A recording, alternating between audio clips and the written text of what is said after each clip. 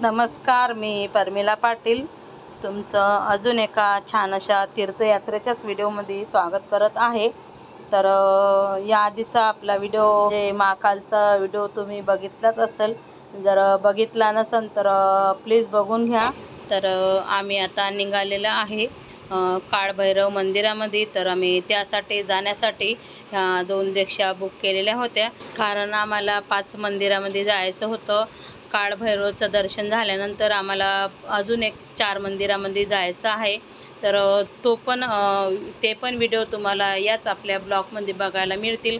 त्यासाठी तुम्हाला माझा हा शेवटपर्यंत व्हिडिओ बघायला लागेल। जेवढं माझ्याकडून शूट झालं तेवढं मी केलं, कारण काही मंदिरामध्ये अलाउड आहे कॅमेरा, तर काही मंदिरामध्ये नाही। मी असं प्रत्येक व्हिडिओमध्ये तुम्हाला सांगते, कारण मंदिरामध्ये मला सगळ्यांनाच माहीत आहे की कॅमेरा अलाउड नसते। आणि परत एक तुम्हाला सांगायचं असं आहे की काळभैरव आहे ते देव, दारू पिणारा असा देव म्हणून प्रसिद्ध आहे।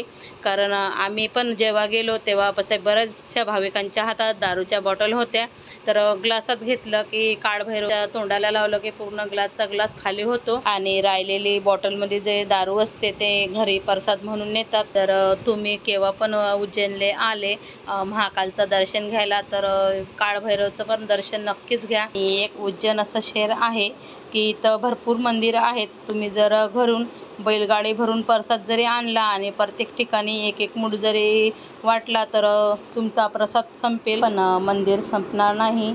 आणि परत एक, तुम्ही जर माझ्या चॅनलला अजून सबस्क्राईब केलेलं नसेल तर प्लीज माझ्या चॅनलला सबस्क्राईब करा, व्हिडिओला लाईक करा आणि जास्तीत जास्त व्हिडिओ शेअर करा आणि व्हिडिओ शेवटपर्यंत पहा।